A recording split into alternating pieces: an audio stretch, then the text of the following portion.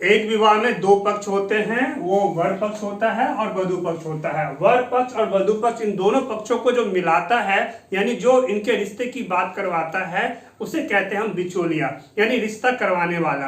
तो इस वीडियो में हम समझेंगे कि क्या हमें बिचौलिए पे पूरी तरह से यकीन करना चाहिए। क्या बिचौलिया जो है, जो हमारे लिए रिश्ता लेके आया है, क्या हमारे लिए पूरी तरह से सही है, या फिर हम बिचौलिए को जो अपने रिश्ते के लिए बोलते हैं कि आप हमारा रिश्ता कहीं करवा दो, तो वो अपने दिमाग में किन बातों को रखता है आपका रिश्ता करवाने में। बिचौलिया कोई भी हो सकता है, बिचौलिया आपका रिश्तेदार हो सकता है, बिचौलिया आपकी सगी बहन हो सकती है जिसकी शादी हो गई है, बिचौलिया आपकी बुआ हो सकती है, बिचौलिया आपकी चाची हो सकती है, चाचा हो सकता है। रिश्ते में कोई भी लगता है जो आपके अपने हैं, जो पुराना तरीका है जिसमें हम रिश्ते की बात करते हैं कि कहीं भी कोई अच्छा रिश्ता हो तो हमें अपने बेटे का विवाह करना है, हमें अपनी बेटी का विवाह करना है, तो आप हमें उस रिश्ते के बारे में जानकारी दीजिए, हमारी बातचीत चलवाइए, हमारी बातचीत को तय कीजिए। और इन चीज़ों में हमें एक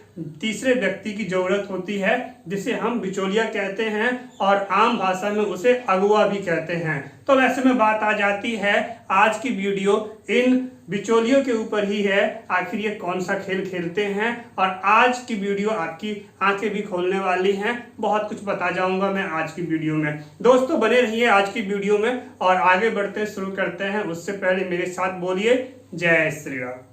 मेरा नाम है वीरेंद्र गिरी। आज की वीडियो में आपका स्वागत करता हूं। आप नए हैं, चैनल को जरूर सब्सक्राइब कर लीजिएगा, क्योंकि आप देख रहे हैं भारत का पहला मैरिज प्रोफाइल वीडियो प्लेटफॉर्म।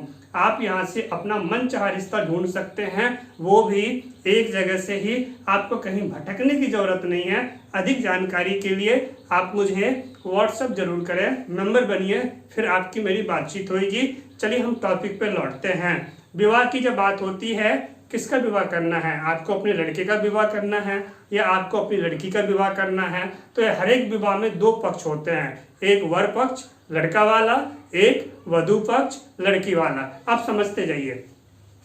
वर पक्ष और वधु पक्ष, मान लीजिए एक बिचौलिया है। इस बिचौलिए को आपने बोला, बिचौलिया आपका कोई भी हो सकता है रिश्तेदार में, तो आप जब इनको बोलते हैं हमारा रिश्ता इनसे करवा दीजिए, तो अब जो बिचौलिया होता है उसके सामने दो बातें होती हैं, ध्यान रखिएगा। पहली बात, बिचौलिया ये देखता है, अगर मान लो हमें इस लड़के की बात करनी है, तो ये सबसे पहले बिचौलिया ये देखेगा कि क्या वो लड़का बहुत अच्छा है। अगर वो बहुत अच्छा है वो लड़का, समझिए बातों से, अगर वो अच्छा लड़का है और इसकी खुद की बेटी होगी, अगर इसकी खुद की बेटी होगी, तो यकीन मानिए फिर वो आपकी बेटी के लिए उस लड़के से आपका रिश्ता नहीं करवाएगा, बल्कि उस लड़के के लिए बहुत सारी कमियां जो है आपको बता देगा। ठीक, दूसरी बात करते हैं। मान लीजिए जो बिचौलिया है उसकी अपनी बेटी नहीं है, तो अब उस कंडीशन में क्या होता है अब समझिए। फिर बिचौलिया के दिमाग में ये बातें रखी जाती हैं, यानी बिचौलिया अपने दिमाग में उन बातों को रखता है जिससे उसका फायदा हो। फिर वो ये सोचता है कि अगर वो आपको एक अच्छा रिश्ता करवा दे, आपकी बेटी का एक अच्छा रिश्ता करवा दे, तो इसमें उसका क्या फायदा। सबसे पहली बात वो ये देखता है, फायदा देखता है। फायदा उसको समझ में आया, फिर वो आगे बढ़ेगा। ये जो बिचौलिया है तभी आगे बढ़ेगा जब इसको अपना फायदा समझ में आएगा। अच्छा, फायदा चलिए साइड कर देते हैं, क्योंकि विवाह के मामले में आपको बहुत सारे ऐसे लोग भी मिलेंगे, अरे विवाह करवाना तो पुण्य का कार्य है, तो ऐसे में किसी का रिश्ता हम करवा ही देते हैं, हमें बदले में कुछ नहीं चाहिए। लेकिन ध्यान रखना, हर एक चीज की कीमत पैसा नहीं होती है।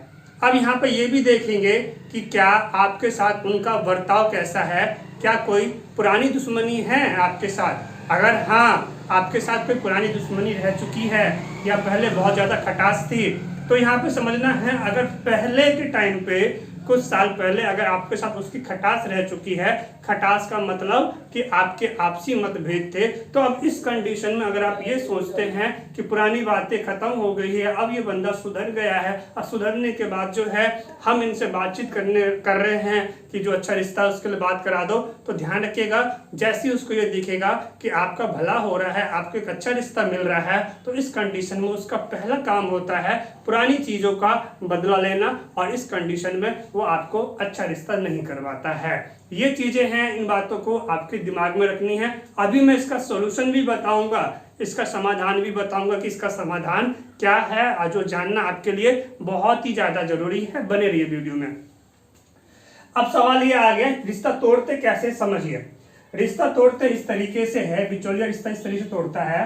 मान लीजिए कि अगर आपका कोई सगा भाई है तो इस कंडीशन में क्या करेगा, आपकी बेटी के लिए कोई रिश्ता है तो क्या करेगा, लड़के की बहुत सारी ऐसी कमियां बता देगा जिससे आप जो है खुद ही इस लड़के से विवाह नहीं करेंगे, ठीक। लेकिन यहीं पे आप जो है भूल जो है कर जाते हैं। आपको अब यहाँ पे ये समझना है, अगर आपको किसी ने किसी के बारे में कोई कमी बताया है, ठीक, उसकी कमी बताया है, तो दिमाग में जरा इस बात को भी रखिए, मेरी वीडियो को दिमाग में रखिए। अब आपको क्या करना है, उसके बारे में आपको खुद से भी जानकारी निकालनी है, 4 लोगों से, 5 लोगों से, जरा अलग अलग लोगों से निकालनी है। और आपको मैं एक बात बता दूं, एक बहुत ही हैरान करने वाली बात है, आप यकीन नहीं मानेंगे, और अगर आपने दुनिया देखी है तो फिर आप कहेंगे कि हाँ बात तो बिल्कुल सही है। वो ये है कि ऐसा भी होता है कि कुछ जो रिश्तेदार होते हैं वो अपना एक ऐसा चक्रव्यूह बना के रखते हैं, यानी कि कुछ घर की औरतें ऐसी होती है, जैसे मान लीजिए जिस घर में बेटियों का राज रहा हो, जहाँ पे बेटी हो गई, उसकी बुआ हो गई उसके घर की, तो जितनी भी बेटी और बुआ है उस खानदान की, वो आपस में इस तरीके से मिलकर रहते हैं कि अपने घर के जो बेटे हैं, यानी जो उनका भाई है या भतीजा है, उसको क्या करते हैं, पूरी तरह से बर्बाद कर देते हैं। तो इस कंडीशन में ये चीजें भी आपको दिमाग में रखनी है। अब मान लो उसकी कहीं भी शादी हुई है तो वो सब आपस में मिलके रहते हैं और मिलके ही अपना चाल खेलते हैं। तो अब सोचेंगे कि पुण्य का काम था, फिर ऐसे काम क्यों करते हैं। उनको पुण्य से ज्यादा उनको जलन है, उनके लिए अपना भाई और भतीजा क्या होता है, उनका दुश्मन होता है। तो इन चीजों को समझिए, क्योंकि जैसे ही भाई आगे बढ़ेगा तो उसके मायके से उसका अधिकार कम होगा। बेटी कहाँ चाहेगी जिसकी शादी हो गई अपना अधिकार कम करना। भतीजे की शादी अगर टाइम पे हो जाती है तो फिर उसका अधिकार कम हो जाएगा उस घर से, तो फिर बात हो जाती है वो कैसे चाहेगी कि उसका अधिकार कम हो जाए। तो इसलिए भाई और भतीजे को अधिकतर क्या किया जाता है, इनको बर्बाद किया जाता है। तो आपके लिए जरूरत है, आप अपनी सगी बहन जिसकी शादी हो चुकी है या फिर आपकी बुआ है, तो इन लोगों से जो ये होते हैं, जब इनकी शादी हो गई है तो अब इनका आपके मायके से यानी कि आपके दादा वाले गांव से इनका क्या काम, इनका काम इतना ही है, इनका अपना मतलब निकालना है। तो यहीं पे आपको समझने की जरूरत है, यहीं पे आपको बचने की जरूरत है। तो सवाल है अब आगे क्या करें। देखिए, जिसको विवाह करना है, बात समझिए, जिसको विवाह करना है उसको भी लड़के की तलाश है, उसको भी लड़की की तलाश है। यानी अब जो बात है, ये जो जलन वाली जो सिस्टम है, ये जो केवल जो आपके नजदीकी लोग हो जाते हैं, जो आपके सगे संबंधी होते हैं, बस यही आपसे जलते हैं और यही आपके अपने प्रॉपर एक तरह से समझिए दुश्मन है। महाभारत की बात करें तो महाभारत भी कहाँ हुआ था, अपनों में ही हुआ था। तो अब कंडीशन है, आपको विवाह करनी है, फिर क्या किया जाए। तो इस जलन वाली चीजों से आप जरा आगे बढ़िए, मतलब इनसे दूर बढ़िए, तो देखिए फिर आपके लिए दुनिया आपका स्वागत कर रही है। और अगर आप चाहते हैं कि और भी बड़े लेवल पे आपकी जानकारी लोगों तक जाए, क्योंकि ये जो होते हैं ना, ये सगे संबंधी, आपकी जो बहन होगी, शादीशुदा बहन या बुआ हो गई, तो इसका मेन काम है आपको बर्बाद करना। तो इसका जहां तक लिंक होगा वहां तक अच्छे रिश्ते ये नहीं होने देती, अपने भाई और भतीजा का रिश्ता नहीं होने देती। ये क्या करेंगे, जितने भी अच्छे रिश्ते होंगे उसको अपने ससुराल में लेके जाती है, अपने ससुराल के तरफ करवाती है। ये सारी चीजें हैं, ये नौटंकी है और ये हकीकत है दुनियादारी की। इस बात को आपको समझना है। तो सवाल है, अगर आपकी जानकारी दूसरे पार्टी तक चली गई, आपके जात के लोगों तक चली गई, दूर दूर चली गई, तो उसके बाद फिर इनकी जो नौटंकी और राजनीति है वो बहुत कम हो जाती है। और यहीं पे काम करता है मैरिज प्रोफाइल वीडियो। जी हाँ, मैरिज प्रोफाइल वीडियो जो मेन मकसद है इसका काम करना वो ये है कि आपकी जानकारी को आगे लोगों तक पहुंचाना है। अब जिसको जरूरत है आपको, मतलब जिसको आपका प्रोफाइल पसंद आ गया, अब वो क्या करेगा, अब वो डायरेक्ट आपसे बात करेगा। क्योंकि जो मैरिज प्रोफाइल वीडियो होती है उसका मकसद ही यही है, आपकी जानकारी को दूर तक पहुंचाना। उसमें आपका नंबर डला हुआ है, आपकी सारी जानकारी डली हुई है, आपको कैसा रिश्ता चाहिए वो बताया हुआ है। अब उसको यानी आपने शेयर कर दिया, व्हाट्सएप पे शेयर कर दिया, सभी लोगों तक चला गया, पूरा फैल गया है। आप सोच के देखिए, आप जिस जिला में रहते हैं, आप 1 जिला 2 जिला 3 जिला के आपकी रिश्तेदारी तक है, वहीं तक आप जानते हैं, लेकिन बड़े लेवल पर उतना भी नहीं जानते।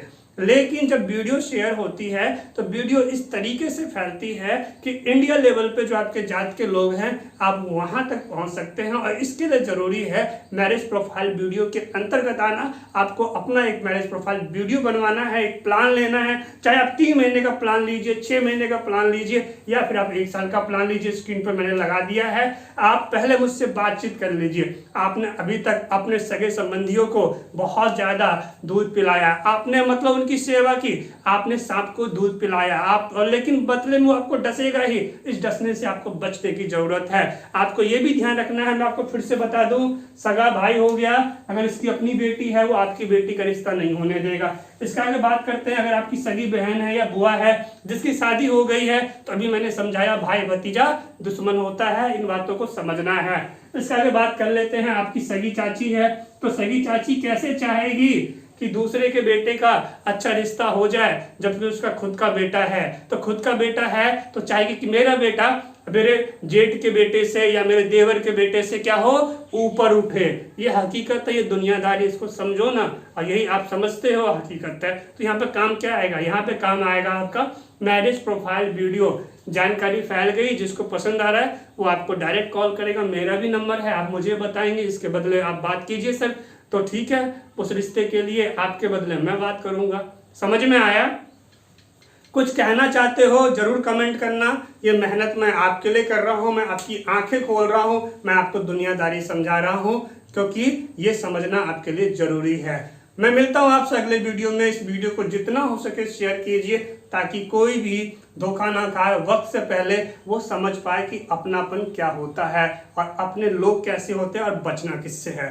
मैं आपसे मिलता हूँ अगले वीडियो में। Thanks for watching. मेरे साथ बोलिए जय श्री राम।